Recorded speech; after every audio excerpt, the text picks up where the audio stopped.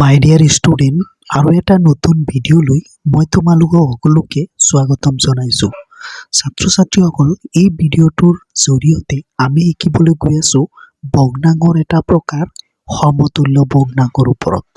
সমতুল্য ভগ্নাংশনো কি হয়, কাক বোলে, আৰু সমতুল্য ভগ্নাংশ বুলিলে কি বুজা, আৰু ইয়াৰ উদাহৰণসমূহ কি কি, গোটেই আমি জানিবলৈ গৈ আছোঁ এই ভিডিঅ'টোৰ জৰিয়তে।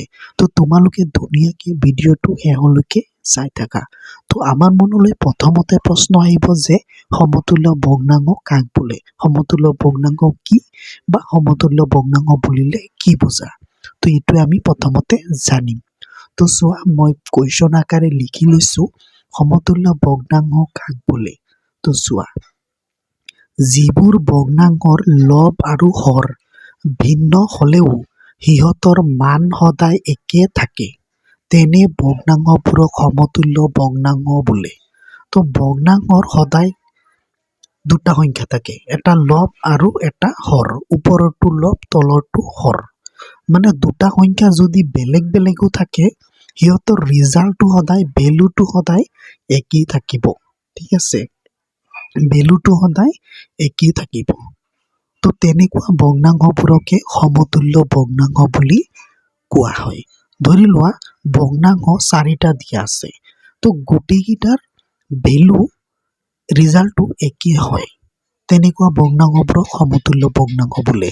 সংখ্যাকেইটা বেলেগ বেলেগ আছে কিন্তু ৰিজাল্টৰ ফালৰ পৰা একেই, তেনেকুৱা ভগ্নাংশবোৰকে সমতুল্য ভগ্নাংশ বোলে।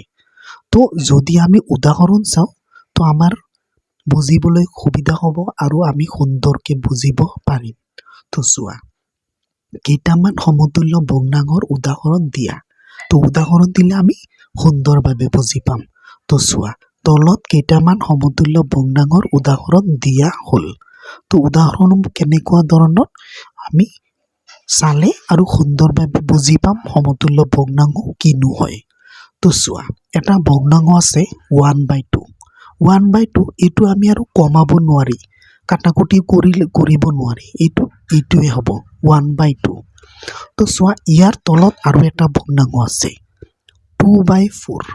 2/4ক আমি 1/2 যিমান আছে, মানটো যিমান আছে, এই 2/4টো সেই একেটা মানলৈ পৰিৱৰ্তন কৰিব পাৰিম। কেনেকৈ চোৱা, 2 × 2 2 × 4। তো ভেলুটো কি হ'ল 1/2। ওপৰটোৰ লগত তলৰটো ছেমেই আছে, 1/2 ওপৰৰটো 1/2, তলৰটো 1/2। ওপৰটোত আছিলে 1/2 আৰু তলৰটোত আছিলে 2/4, কিন্তু আমি কাটাকুটি কৰি পালোঁ একেই, 1/2য়ে পালোঁ। তাৰমানে এইটো সমতুল্য ভগ্নাংশ হয়। তো আৰু এটা চোৱা, তলৰটো 3/6 আছে।